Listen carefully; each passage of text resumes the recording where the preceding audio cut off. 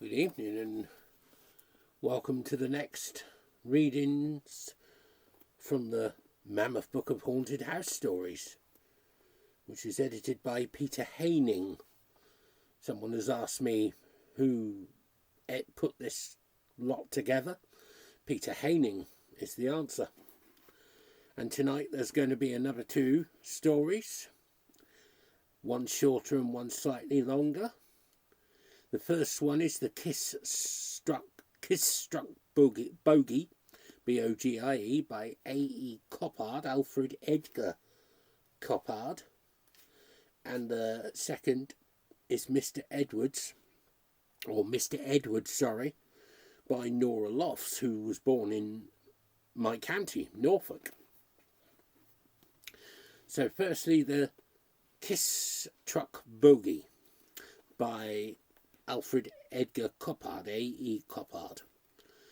And the address in the prospectus is Kisstruck House near Westbury in Wiltshire, England. Its property is Kirker 18th century country house with fine balcony, recently completely restored and neatly renovated, situated in extensive parkland with its own lake and screened by mature trees. And we're talking about the summer of 1923, and Alfred Edgar Coppard, who lived from, well, it says 1978 to 1957. I'm absolutely sure it's 1878, unless, of course, he was born before he lived, unless we're talking about 1978 BC to 1957. That would make him nearly, that would make him over nearly 1,000 years old. So, 1878 to 1957, he was born in Folkestone, Kent, and his unique stories of fantasy and the supernatural, often with sly sexual connotations, are today acknowledged as classics of their kind. Trained originally as an accountant, he became a full-time writer after the success of his first book, Adam and Eve and Pinch Me, 1921, and thereafter produced a series of collections of short tales, all notable for their style, originality and wry humour. The Kisstruck Bogie is the ghost of a man who committed suicide and now haunts an old mansion until the chance of redemption arrives in the form of a pretty female ghost. So largely similar to to last night's story, A Spirit Elopement. Kisstruck told me this horrible tale. I do not believe a word of it, but I write it out because it was vouched for by Kisstruck, whose integrity I respect. His quick humour and pleasant intelligence, for a bachelor, are not easily beguiled. All the same, I do not believe it. He has fooled me before now with notions just as outlandish as his name, for Kisstruck is a curious name, American, I fancy, or something equally peculiar. For if there were such things as ghosts, one ought to be able, when all is said and done and seen and noted, one ought to be able to establish some yardstick of proof. I take my stand upon that, and that is how I put it to Kisstruck. He sighed and said, "Well, I have only told you what I know." And I said, "Nonsense, you do not know it. You only told me what you heard, and to be quite frank with you, I think you only think you heard it." He sighed again, morosely. "Then I claim that I think I heard it, but for me, don't you see, that is knowledge. To believe only in what you see is to ignore. Oh, the universe! It's no better than seeing only what you want to believe in, like a bishop." That's as far as I could get towards demolishing his belief in this episode, because he certainly has a belief, with perhaps some private intimations of which I am unaware, or intuitions to which I have no clue. For myself, I have not the faintest belief in it, having been born a sceptic. To this day, if it is possible to be sceptical about anything, I become ipso facto uncontrollably sceptical. He once bought, this was years ago, remember, he bought a tumble-down ruin of a house in a country neighbourhood that must have been the very personification of solitude. I never gathered exactly where this was. Kisstruck declined to tell me, but I have a hunch that if you took a reading of a line between the spire of the cathedral at Salisbury and the town hall of Bath, crossed by another line from Wells, that's Wells in Somerset, to St Paul's, I mean the one in London, the place would be found somewhere at the intersection, but it does not matter very much, for the house was burnt to the ground long since. He gave me a nice description of the house as it was after he had repaired it, an old-fashioned dwelling with a balcony, screened by trees in a place that seemed to be a sort of a park. There was a dull, leaden lake close by. Quite solitary. I never saw the place. He having lived there before, I made his acquaintance, and, as I told you, it is now gone forever. Apparently it had been empty for many years owing to a strange death or murder that occurred there, though nobody seemed to know what, as it was said to be haunted in consequence, though nobody seemed to know how. When I bought the house, Kisstruck said, the vendors did not mention anything about a murder or a ghost. Naturally. I couldn't help sneering. Oh, perhaps they didn't know, he said. And anyhow, it wouldn't have deterred me, for I am pretty thick-skinned. Barring a daily domestic help, I live there alone. I hope I am not an unfriendly creature, but I really do enjoy that sort of existence. I soon got to hear some rumour of haunting, and of course I scoffed at the notion. Isn't it amazing, Kisstruck, I said, the infernal credence still given to common superstitious bosh makes one despair of human nature. Yes, I laughed at it, Kisstruck said.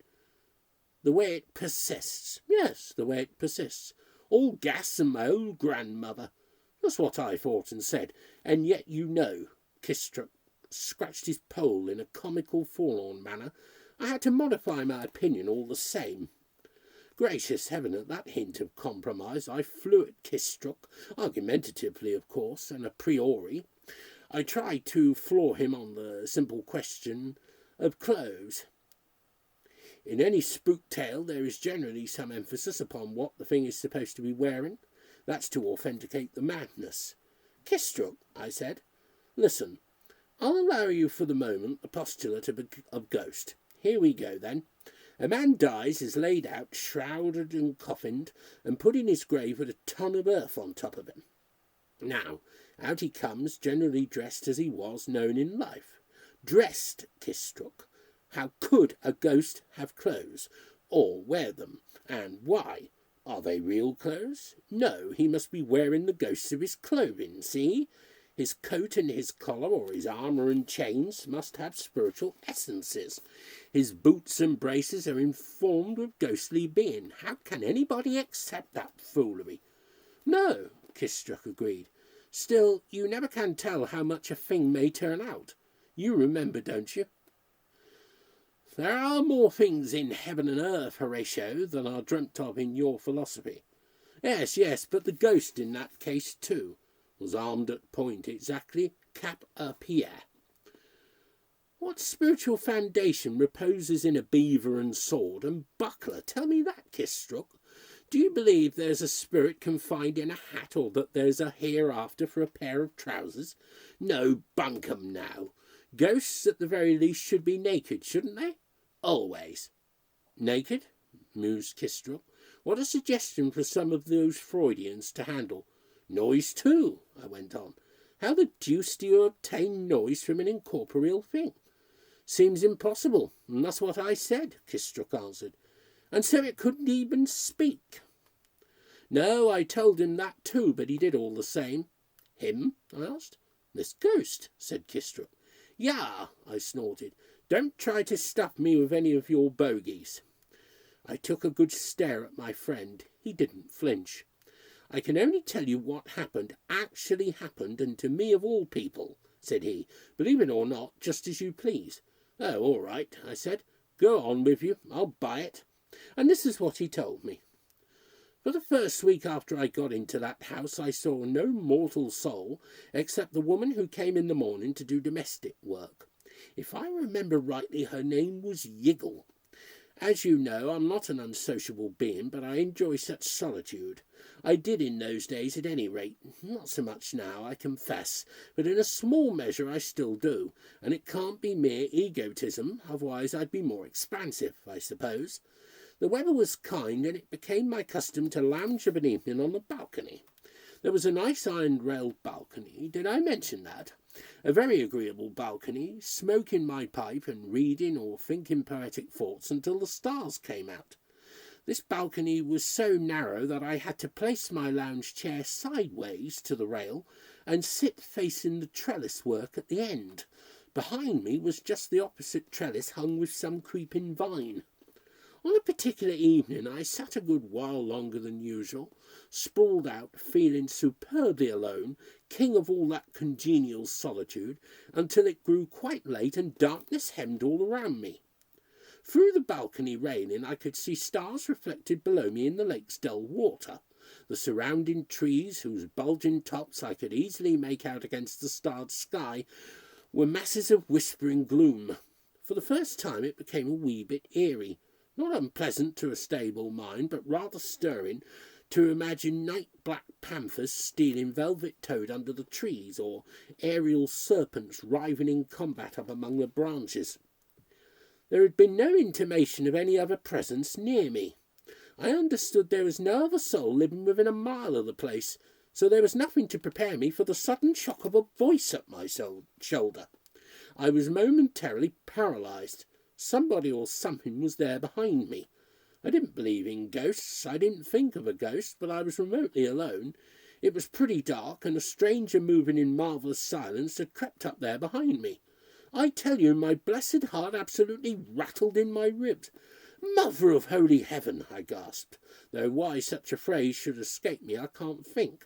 I have no religious element in my being, so why should I make that particular exclamation? Can you explain that?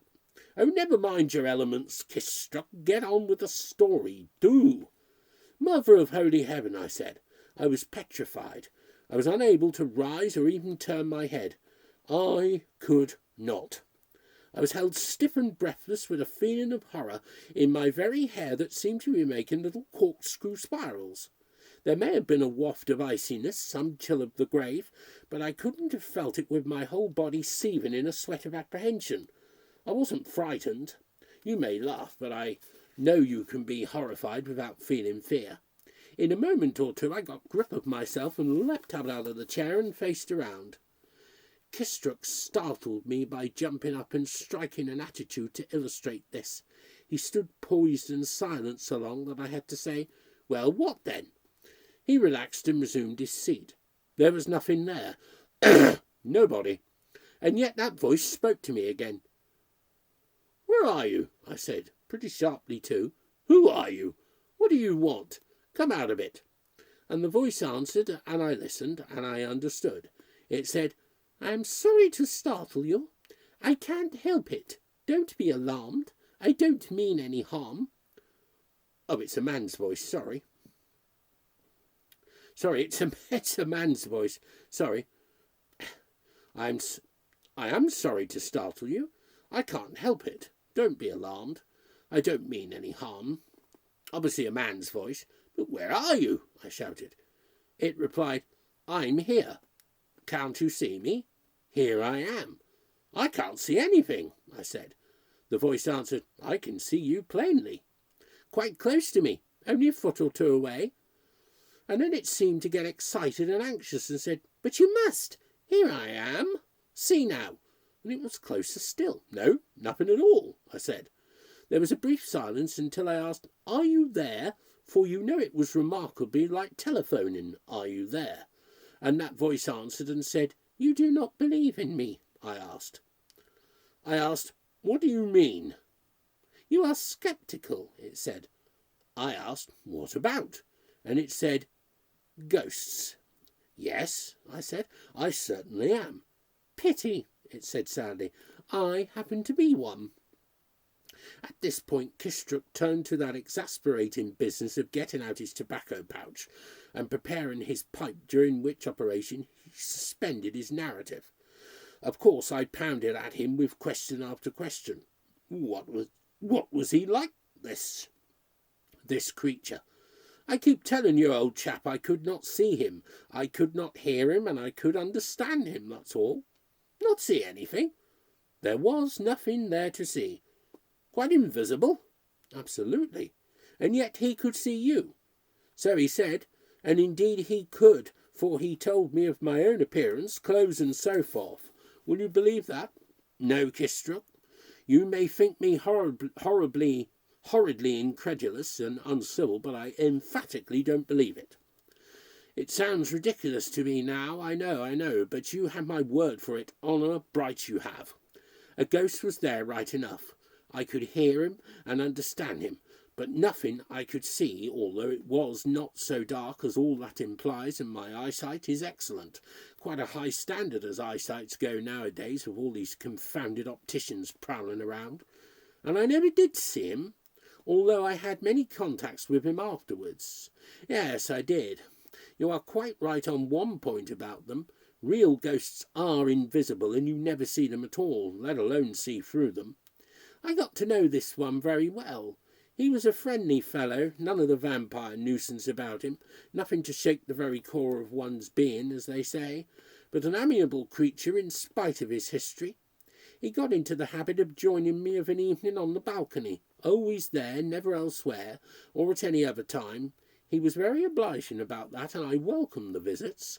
He, too, was so obviously, if I may use that word, obviously glad of the chance to discourse with someone after being cut off from all contacts and all possibilities of haunting anybody for so many years. All those years the house had been empty. It must have been a dreary time for him. Could anything be more devitalising than the task of haunting a house that is, as it were, unhauntable through the absence of human contacts?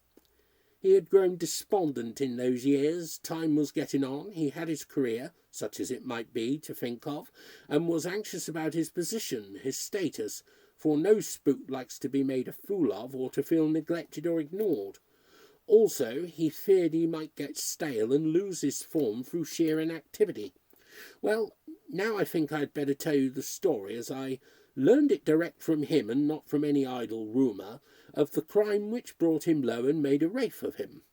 He was, that is to say, he had been, a country gentleman of small means, his family having declined from an estate of importance in the county.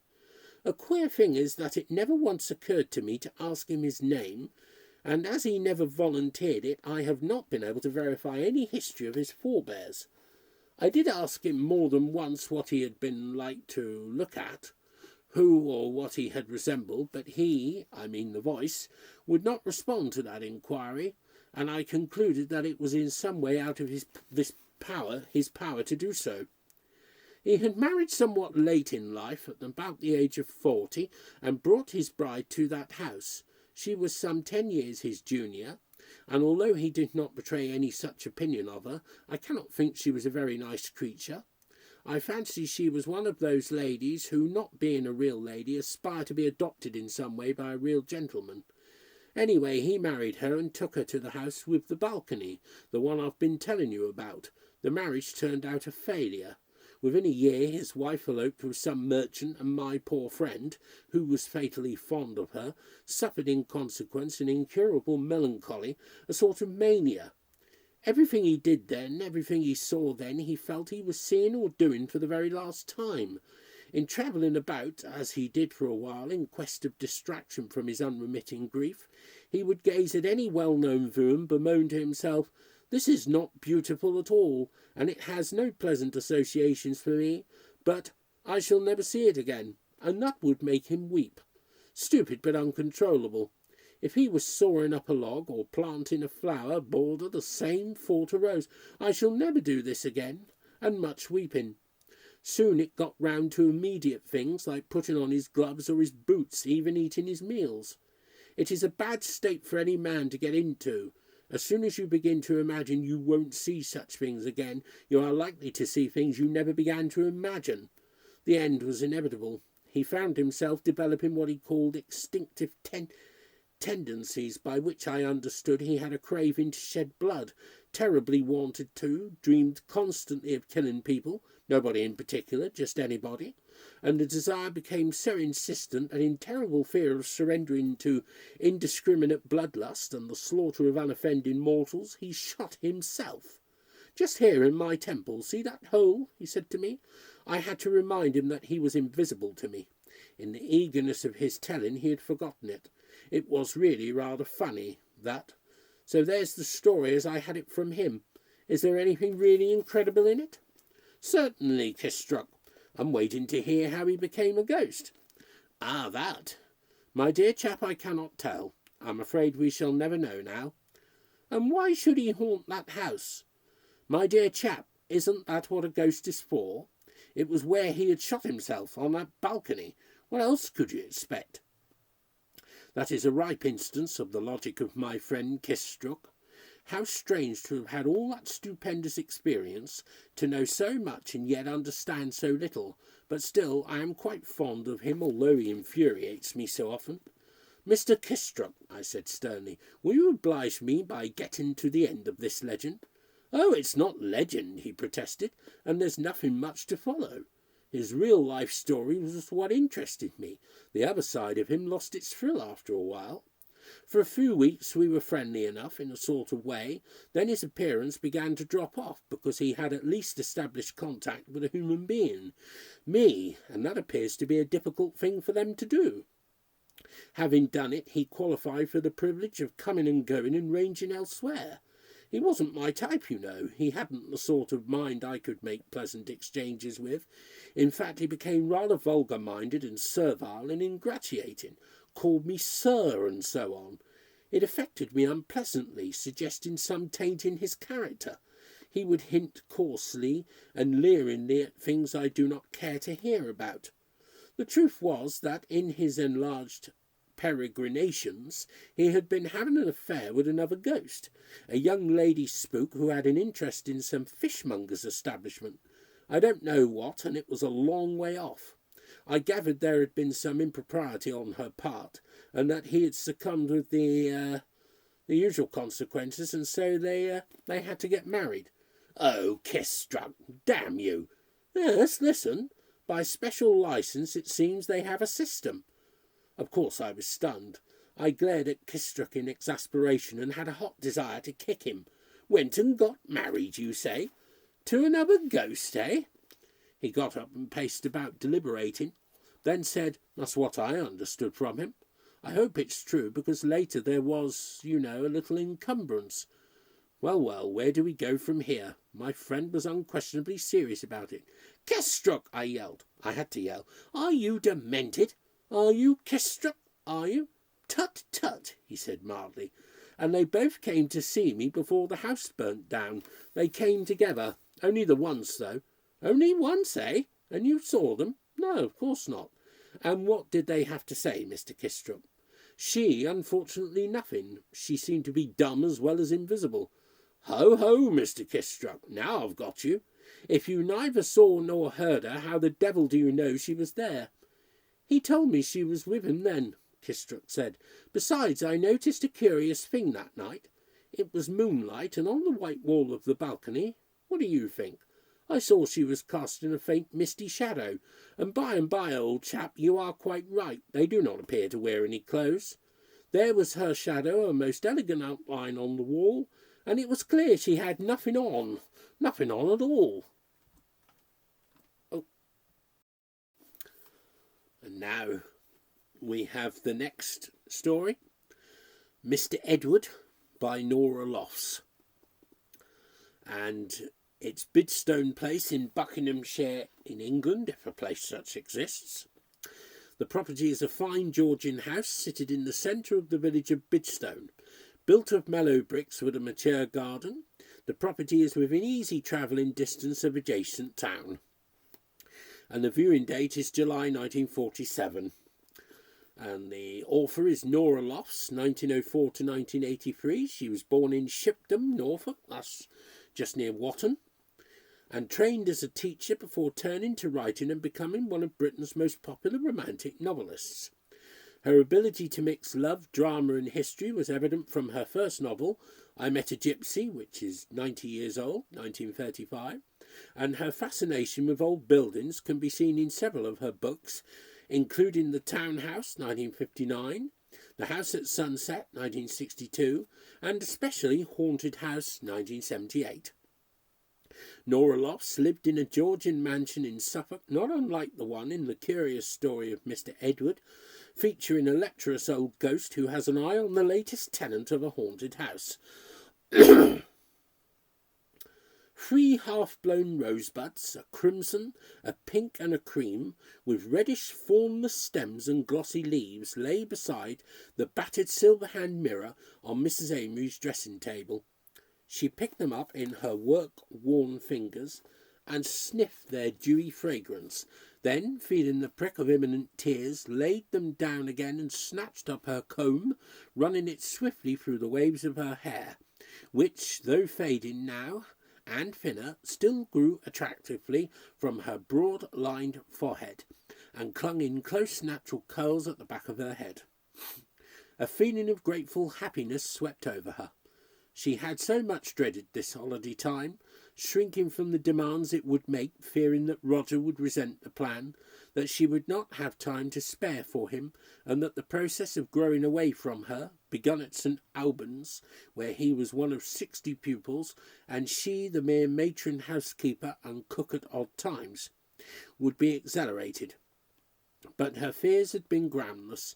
The house was friendly, the work the reverse of onerous, and surely here in this little flowery token was proof that Roger, under the new casualness, the schoolboy slang, the greed and general 12-year-old untouchability, was her own boy still. As she moved about the room, tidying it and stripping the bed, and then moving on to repeat the process in Roger's room, her mind was busy, recalling in this new light of thankfulness the chance events which had brought her to spend the 8 weeks of the summer vacation at Bidstone Place. For 3 years now, the 3 years of widowhood, she had been in charge of the domestic side of St. Albans, a select and prosperous little school run by another widow, Mrs. Bigmore. It was an arrangement advantageous to both sides, for by taking Roger Amory as a pupil, Mrs. Bigmore had gained an enviable hold over Mrs. Amory, and Mrs. Amory, by accepting her servitude, had won release, temporarily, at least, from the problem of how a woman, skilled in no art or trade, could house and feed and educate her son. But during the Easter holiday of her 3rd year, Mrs. Amory, in the midst of a bout of house-cleaning which she never thought of blaming, had been taken ill. The school doctor called her inability to concentrate, her loss of memory, and her tendency to weep over her state, nervous prostration, and Mrs. Bigmore, a little frightened, had bundled her into a nursing home kept by yet another widowed friend, where, in return for much meticulous mending, the arranging of several thousand flowers, the cooking of occasional meals, and the entertainment of more wealthy patients, Mrs. Amory was given her breakfast in bed, a sleeping draught at bedtime, and the privilege of an infrequent visit from the regular physician. That, too, was a fortunate arrangement, but it left Mrs. Amory at the end of the term practically penniless, since she had for 3 months earned nothing but her keep. And the problem of what she was to do about the holiday was responsible for many of the symptoms which the physician of the nursing home regarded so gloomily. And yet, just a week before the end of term, that problem had been solved too, for Mrs. Stanhope, one of Mrs. Bigmore's dearest friends and a very wealthy woman, had scented war in the air, and bethought herself of her hitherto despised country residence in the wilds of Buckinghamshire, and considered how pleasant it would be to make this place, an unwanted legacy from old Uncle Edward, into a comfortable, safe retreat, complete with every modern convenience. Uncle Edward had lived and died as a staunch Victorian, and Bidstone Place, which Mrs. Stanhope had sometimes let and sometimes loaned, and generally avoided, needed a great deal of attention before it could be fit for what she called human habitation. Only, she confided sadly to Mrs. Bigmore, it did seem that if the war was imminent, one should spend one last summer on the continent, and if one did, how would the alterations get done? Mrs. Bigmore had pondered the problem for about 10 minutes, and then said grandly, "My Mrs. Amory." And my Mrs. Amory offered a holiday home, her keep and the boys, and the generous sum of £20, had battled with her diffidence and her nervousness, and the lethargy which was the legacy of her illness, and accepted the offer with a willingness that was more feigned than real. Desperately she wished that she could have gone, as usual, to the crowded boarding-house at Felixstowe, where Roger always had such a good time. Abjectly she had feared the interviews with electricians and plumbers and painters. Neurotically she had pictured Bidstone Place as a vast Gothic mansion. In the depths of depression she had accepted from Mrs. Stanhope's hand the list of the absolute minimum, the notes to the tradespeople of the neighbouring town, the money for necessary expenses, such as the wages of women to scrub, and finally her own cheque. She had explained the position to Roger, who had said, with 12-year-old shrewdness, two cogent things. Old Jigsaw's usefully good at finding jobs for other people. That comes from keeping a school. School teachers always think you're up to mischief unless you're sweating about something.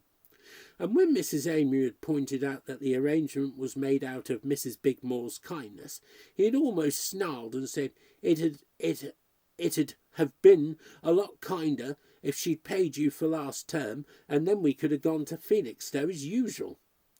Yet despite this unpromising beginning, the holiday was being a happy one. Bidstone Place was neither enormous, Gothic, nor intimidating. In fact, Mrs. Amory could not remember feeling such a sense of welcome from any house since the moment when she entered, as a bride, the peculiar establishment which her husband had prepared for her in faraway Kenya. And it was not isolated. It stood, a gracious building of mellow Georgian brick, in the very centre of a pleasant village, and there was an excellent bus service to the town. Roger had instantly struck up a friendship with two boys named Fenton, who lived about a mile away, and who had ponies and a boating lake and a tennis court, which they seemed only too anxious to share. And Mrs. Amory had found, to her utter relief, that in the town the very mention of Mrs. Stanhope's name was sufficient to win not only prompt and eager service, but civility as well. On this morning, as she picked the roses from her dressing-table and carried them down as she went to prepare breakfast, she was as happy as she had been at any moment since the death of Roger's father. She served Roger with a cup of steaming coffee and a plateful of bacon, egg, fried bread and tomato, and then said, "Thank you for the roses, darling. It was a lovely thought." Roger, a sturdy, fair-haired boy with a brown face and a peculiarly deliberate manner, looked up from his breakfast and said, "Are you being sarky?" "Of course not. Why?" "These roses," she touched the 3 buds where they stood in a little vase in the centre of the table, "that you put on my dressing-table." The dust of freckles on Roger's face was lost in a wave of dusky colour. "I didn't put them there." There was a note of surliness in his voice, and Mrs. Amory thought how odd boys are, to do a thing like that and then deny it. "Then I must have done it myself," she said frivolously. "There's no one else in the house." "Well, you do forget things, don't you?" said Roger, more comfortably. "I say, though, I'm glad you'll be back next term. That other woman couldn't manage anything. In fact, Brooks Major said that if you weren't there next term, he'd get his people to take him away, him and Miner too. I wonder what the Jigsaw'd say to that." "She'd survive, I expect," said Mrs. Amory coolly, beginning to spread her toast. Yet the subject of the rosebuds, thus lightly dismissed, nagged at her mind. 2 explanations were possible, and neither of them was completely acceptable. Either Roger had picked them and was now ashamed of the gesture, and if that were so it suggested a psychological problem, or else she had, in a moment of complete aberration, gone down to the garden, cut 3 flowers, put them on the dressing-table in her own bedroom, and then, with a sense of pleasure and surprise, discovered them there, and if that were so, she was still ill. After breakfast she went upstairs and carefully inspected the soles of her slippers. They bore no traces of a visit to a dewy garden. Throughout the day she was too busy to give much thought to the matter. She had been in the house for well over a week now, and the work was going forward. Cheerful, casual young men knelt or reached about with lengths of electric wiring in their fingers, and from the corners of their mouths, they were chain-smokers to a man, talked to one another in a language which might have been Hindustani, for all Mrs. Amory understood of it. Other men followed closely and sometimes impatiently, with pots of paint and distemper and long strips of writhing sticky paper. All day the house hummed with activity, and Mrs. Amory was busy inspecting colours to see if they matched, consulting Mrs. Stanhope's lists, telephoning for some article which was suddenly indispensable, trying to keep a clear path, as she called it, in front of and behind a number of busy men, each intent upon his own little job. Already she could see that, should war come, Mrs. Stanhope would be sure of a very pleasant, comfortable retreat. And yet, as the dull warm colours gave way to white and duck-egg and primrose, as the curbs and scrolls were banished in favour of straight lines, when the creeper that clustered about the windows fell away, and the daylight poured into the rooms, when a flick of the finger could banish the darkness from every corner of the house at any moment, Mrs. Amory was conscious of a feeling which was not exactly of regret, but something nearer nostalgia. The friendly shabbiness, the almost diffident old-fashionedness of the house was being banished. A richness and a warmth was oozing away under every stroke of the workmen's hammers, every sweep of their paint-filled brushes. The painters and the plumbers and the electricians were fetched by a truck which called for them every afternoon at 5:30. Roger usually came home tired, dirty and hungry at about 7, and in the interval Mrs. Amory, after washing and changing her dress, devoted herself to the preparation of supper, expending thought and ingenuity in her effort to offer the child at the same time what he liked and what she considered good for him. But on the evening of the day when she had found the rosebuds, she did not expect Roger until 8, and at 6 o'clock, after her daily round of tidying, she sat down in the small room which she had taken for a sitting-room, put her feet up on the sofa, took a book in her hand, and prepared for an hour's rest. She never opened the book, for at first, with a faint frown on her broad forehead and a rather worried expression in her childish blue eyes, she reverted to the problem of the flowers. Could it really be that she had gathered them herself and so utterly forgotten having done so? If so, she trembled for her sanity, and not for the first time she remembered her great-aunt Vinnie, who had died in a private lunatic asylum. It was a warm afternoon, sultry with the heat of late July, and the window behind Mrs. Amory's head was wide open. Suddenly, as she reclined on the sofa, thinking her uncomfortable thoughts, and yet trying not to worry because she had been warned that worry was the one thing she must avoid, she felt a sharp cold draught on the back of her neck, as though a wet bandage had been pressed against her curls. She looked at the door to see whether it had swung open and coursed a through current of air, but the door was closed, and a glance at the window showed her that the shabby net curtains, doomed for the rag-bag, hung motionless. Yet the sharp draught continued, and it was chilly enough to send a shudder down her spine. Springing to her feet, she slammed down the window. Then, returning to the sofa, she sat down again and inserted one finger in the book. But the queer feeling at the back of her neck persisted, and now, as well as the sense of cold, there was a sense of movement, as though a very cold hand were gently lifting and caressing the curls of her hair. Instinctively she put up her hand, felt it warm against her own warm neck, and in the same instant felt the cold touch run over her shoulder, over the short sleeve of her dress, down onto the bare flesh of her arm, and finally fasten on her hand. It was, save for its coldness, exactly the gesture and touch that a lover might use. But in that terrible moment Mrs. Amory was too panic-stricken to recognise the caressing quality of the touch. She sat quite still, even her breathing stopped by the force of her fear. Then, gasping like a woman who has just been dragged back from drowning in icy water, she shook her hand violently, and the cold clasp loosened, as a warm human hand might, finding itself unwelcome, relax its hold. And Mrs. Amory, on legs that shook so violently that they only just bore her weight, stumbled towards the door. As she did so, she heard, beyond all question of doubt or argument, the sound of a sigh, heavy with longing, wistful, frustrated. A few staggering steps carried her into the kitchen, mundane and modern with its recently connected electric stove and purring refrigerator. A few more brought her outside the back door and to the tradesman's entrance. Here, in the warm sunshine, amid the scent of new paint and freshly sawn wood, she paused for a moment, drawing deep, steadying breaths and leaning her hand on the kitchen window-sill.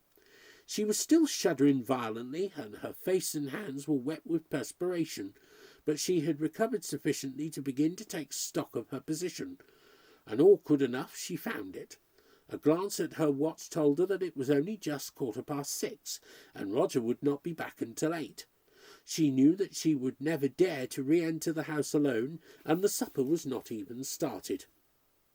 She drew out her handkerchief and dried her face and hands, walked round to the front of the house and down to the wrought-iron railings which divided the front lawn from the village street. Almost opposite the proprietor of the little general shop was leisurely putting up his shutters. 2 late shoppers stood in the doorway gossiping. A dog lay on the path, lazily scratching his fleas. Away to the right, 2 little girls turned a rope, while a third skipped inexpertly. The complete normality of the scene made Mrs. Amory, who was given to self-derision, feel very foolish. Suppose anyone asked why she was standing here when she should be in the kitchen making a macaroni cheese? And suppose she replied that she had felt cold all down her arm and on her hand and had heard a sigh? How they would laugh! Those women and the shopkeeper putting up his shutters, and the children. Why, even the dog would laugh and point out that after a hard exercise one did cool off suddenly. And the sigh? Why, her own breathing, a gasp of foolish imaginative fear. She stood there until the church clock at the end of the street chimed the half-hour, and the women shoppers, each with a start of surprise, darted away in opposite directions. And by that time she had almost convinced herself that her imagination or her state of health was responsible for her experience. Almost, but not quite. Had she been quite convinced, she would, being a conscientious little woman, have turned and re-entered the house and put on the macaroni. Instead, she turned towards the direction of the Fentons' house and walked with slow deliberation, almost counting each step, to meet Roger. At the imposing gateway, which she recognised from her son's laconic description, she paused. She was too diffident to inflict her company uninvited, and the Fentons sounded rather lordly. So she sat on a bank near the gateway until she heard Roger's footsteps, unmistakable to the ear of love, and then rose up and pretended that she had reached the gateway just as he did. Roger's sole comment was, "You shouldn't have come so far."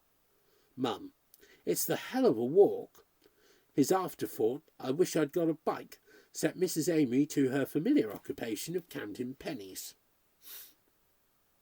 She dreaded the night. Suppose she fought just as she had earlier, supposed an argument in the opposite direction. Suppose that she had not imagined that moment in the little sitting-room. If such a thing could happen in the clear light of late afternoon, what might not the night bring? She longed, with a longing as keen as that of a thirsty man for water, to suggest to Roger that the door between their bedrooms should stand open, but she dared not do it. She was certain by this time that she was a sick woman, the victim of an inflamed imagination, and she was really terrified lest some germ of her malaise might infect the child. She was always, had been for 3 long years, morbidly conscious that a boy without a father suffers a severe disadvantage. She shrank from the thought that she might try to make Roger take his father's place in her life, and at the same time she shrank from pampering him unduly, or making him precocious or timid. So she allowed him to chatter his way into his own room, and shut the door, and decorations have been awarded for less courage than went into her last good night. She lay down with every nerve tense, and, keeping her light burning, read with vagrant attention her book, until from sheer exhaustion she fell asleep and woke to find Roger by her bedside. In one hand he carried a cup of scalding tea, and in the other 2 very full-blown roses. The expression on his face was very queer, half-shamed and yet reminiscent of himself, at 4 years old, before self-consciousness dawned. He thrust the cup into her hand and laid the flowers on the bed-cover. "Thought it'd save you getting them yourself," he muttered, with a smile which redeemed the sentence from gruffness. Her heart melted in a wave of adoration and understanding. Of course he was shy. All nice boys were.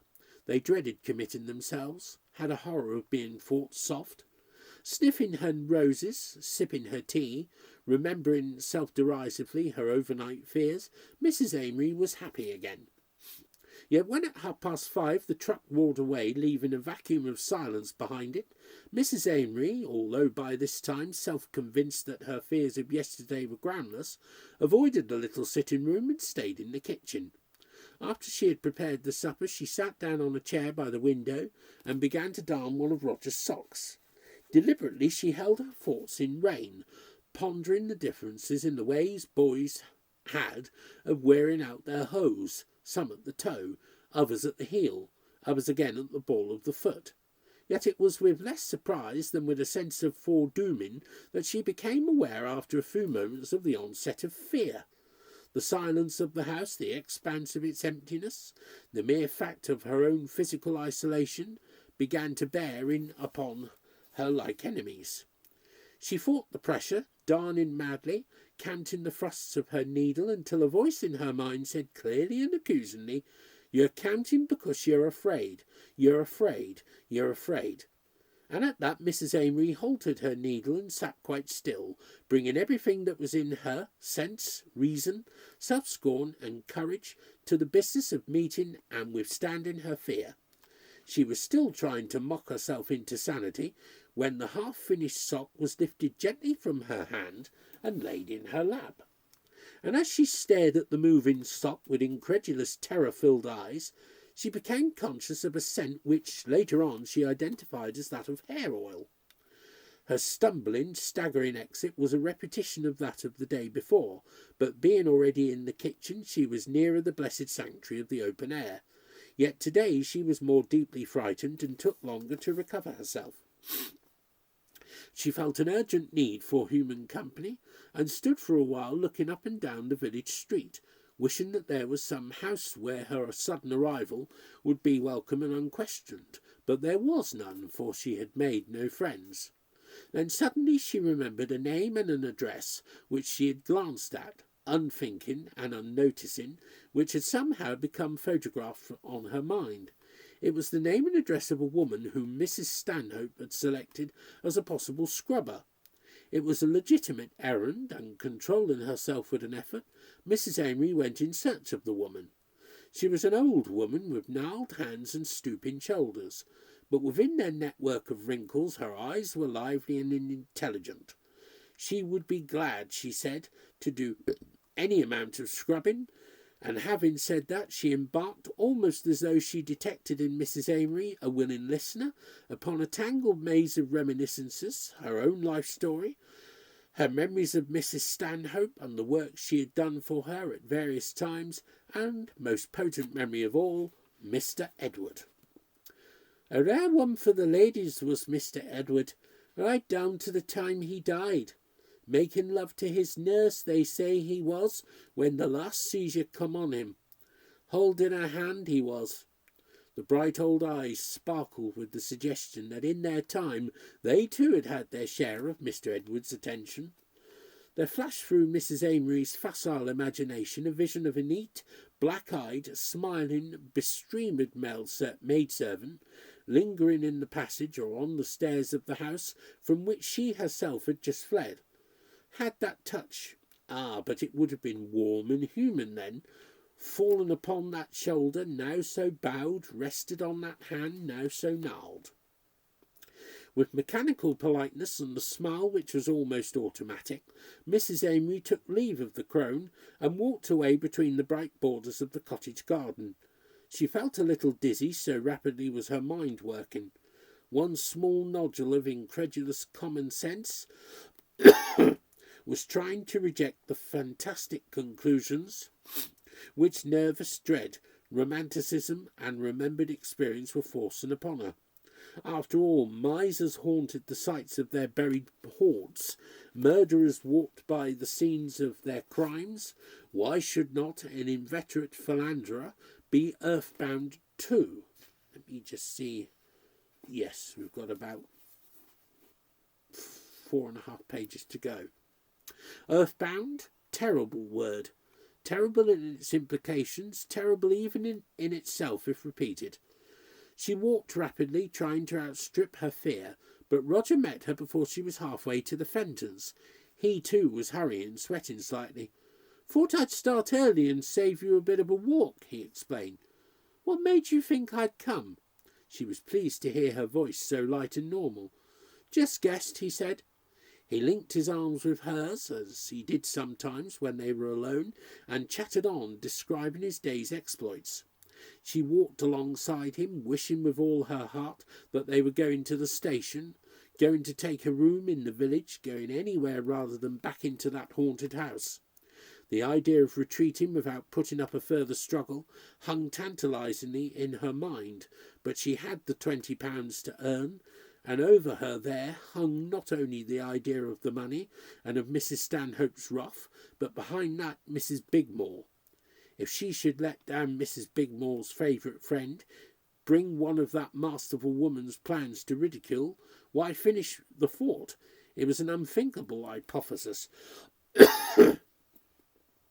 But on that night she cajoled Roger into making the final round of doors and windows with her, and then, almost sick with self-contempt and trying desperately to keep the note of pleading out of her voice, arranged for the communicating doors between their rooms to stay open, giving the heaters an excuse. Nothing untoward happened, but once as she lay miserably watchful and wakeful, the child called, "What's the matter, Mum?" in a voice thick with sleep. She called back, "Nothing." "Why?" He muttered indistinguishably, and in the morning denied any memory of the moment. For 2 days and nights she managed by little ruses and craftinesses to avoid being in the house alone for a moment, but they were 2 days of misery. She was conscious now, in a way which was new, of being watched reproachfully and with an increasing malevolence. It was as though some actual suitor, finding himself constantly rebuffed, were feeling love turned to hatred, and at the same time she knew that there were human eyes watching her too, those big blue eyes of Roger's, capable of such frankness and at the same time of such secretiveness, were beginning to dwell upon her with a kind of furtive interest. He was not blind, she felt, to her loss of interest in food, or to the ravages which broken sleep can inflict upon a face no longer young. Once he asked if her head ached, and on each afternoon, just before the truck drove away, he had arrived home, breathless and hot, giving some excuse for his early arrival, and yet it seemed rather out of temper. Then suddenly he began to ask questions. Were they to spend the whole holiday here? Well, she counted, until the work was finished at least. And how long would that be? Couldn't the chaps hurry a bit? She fenced with other questions. Wasn't he happy here? Was he tired of the Fentons? She added unwisely, "You needn't spend so long here, you know. I can always come and meet you." He stared and she stumbled on. "I mean, I don't see much of you all day. I like to make our evenings seem long." A new worry came to prey upon her. Suppose Rogers guessed that she was afraid of the house and susceptible to something uncanny about it. Suppose he saw through her pathetic subterfuges to gain company. Suppose he became frightened too. He was, after all her child. He was very young, and already his life, she thought with self-reproach, was unnatural enough. He had a precocious knowledge of ways and means, and this ghastly holiday plan might result in some morbid complex which would remain with him for the rest of his childhood at the least. It was all her fault too. Probably the whole thing was the fabric of an inflamed imagination. Thinking like this through the long hours of daylight, she almost convinced herself, and just before dusk, instead of angling for Roger's company on her evening round, she said, and the effort cost her dear, "I'll just do the doors and windows before supper, dear. You go on reading." She sped round the house in a blind mad manner, as though the whole place was afire and she running to escape the flames. And nothing happened until she reached the drawing-room, which she left till last because it was near the sitting-room where Roger was reading.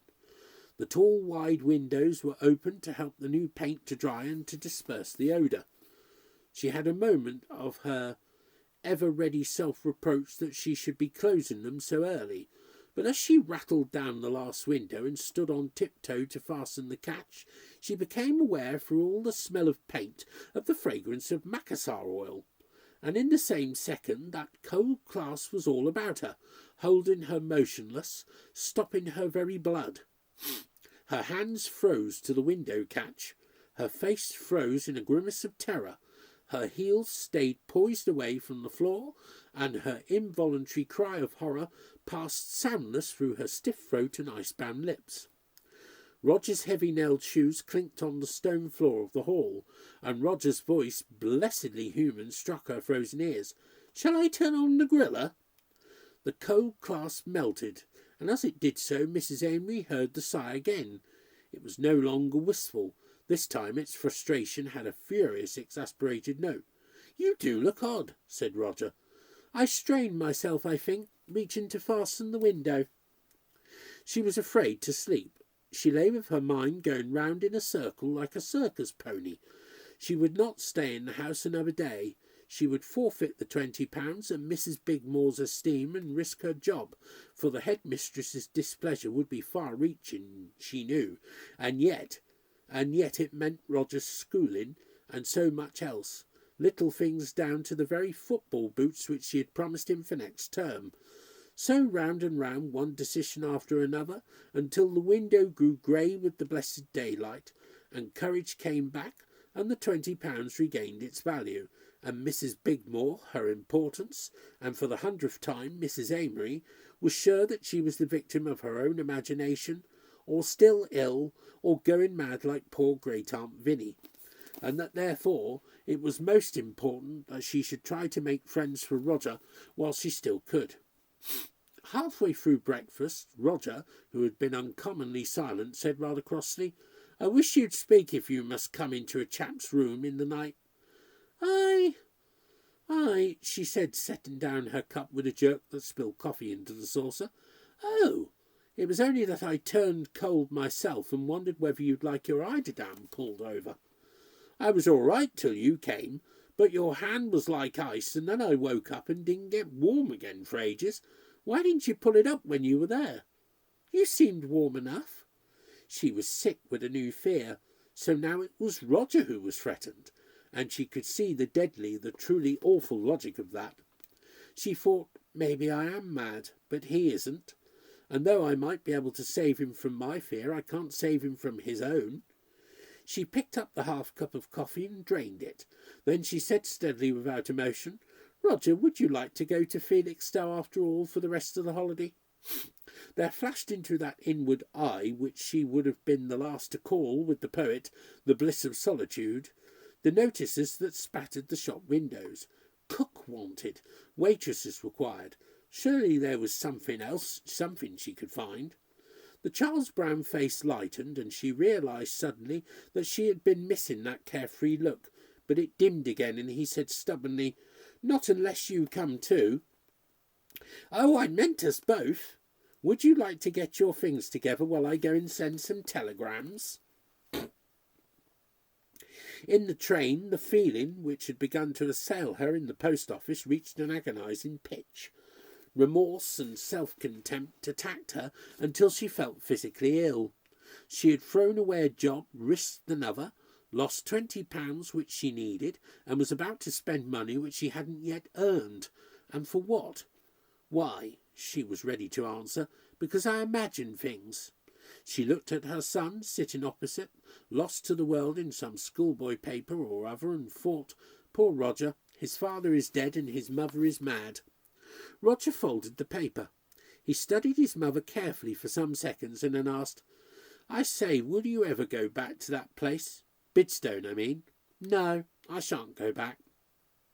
"Then I'll tell you something. I don't know whether you spotted it or not, but gosh, there was something very queer there." "Queer, darling? In what way?" "Well," he paused, choosing his words, "did you notice that I always got back pretty early? Did you notice I always sort of stuck close in the evening? I was sort of scared you'd guess why. Well, gosh, Mum, that place was spooky. I don't mean spies or smugglers pretending to be spooks. This was a real one. Honest, Mum, I saw it. I was afraid you might too. No, said Mrs. Amory truthfully. I never saw anything. Gosh, I'm glad of that. Say, that was why I sort of kept on about getting away, you know. I saw the thing dozens of times. It's imagination, said Mrs. Amory, more from habit than from intention. This wasn't. I saw him as plain as I'm seeing you. Old he was, in a plum-coloured velvet coat and sort of tight long trousers, and a lot of hair and whiskers. I tell you, Mum, I didn't like it at all. I think, said Mrs. Amory, feeling sick and dizzy, I think you'd better try to forget about it, darling. Forget it, he exclaimed, aghast at such misunderstanding. Forget it? I should think not. Why, think what a tale it'll be to tell the chaps after lights out. Gosh, I'll make their flesh creep. A real-life ghost seen with my very own eyes. Gosh, if you hadn't been there, Mum, I'd have found what he was looking for. Buried treasure or a lost will or something. It had a kind of, well, more of a hungry look. Roger, said Mrs. Amory, you're making my flesh creep. I believe you're making up the whole thing on purpose. And then she began to wonder, as was her wont, whether she was handling this affair properly. And the next two readings, which I think they'll be the next two. No, House of the Hatchet by Robert Bloch will be one reading, and Napier Court by Ramsey Campbell will be another. And then I expect you're wondering, what are the other stories? Well, section 5 is Little Terrors. There's 5 there, and probably the most famous one in the book, Lost Hearts by M.R. James. And we've got The Shadowy Third by Ellen Glasgow, A Little Ghost by Hugh Walpole, The Patter of Tiny Feet by Nigel Neal with a K, Uninvited Ghosts by Penelope Lively. Then it's Psychic Phenomena, where is 6, Playing with Fire, Sir Arthur Conan Doyle, The Whistling Room by William Hope Hodgson, Bagnell Terrace by E.F. Benson, The Companion by Joan Aitken, The Ghost Hunter by the horror writer James Herbert, and Computer Sounds by Ruth Rendell. And then, of course, Houses of Horror, which is 7 of them, In Letters of Fire, Gaston Leroux, The Judge's House by Bram Stoker, The Storm by McKnight Malmar, The Waxwork by A.M. Burridge, The Inexperienced Ghost by H.G. Wells. I think I've read that, not on YouTube though. Sophie Mason Comes Back by E.M. Delafield, and The Bogeyman by Stephen King. So, I wish I knew where I'd put the blooming bookmark. Never mind. Anyhow, so until the next time, stay safe and keep reading.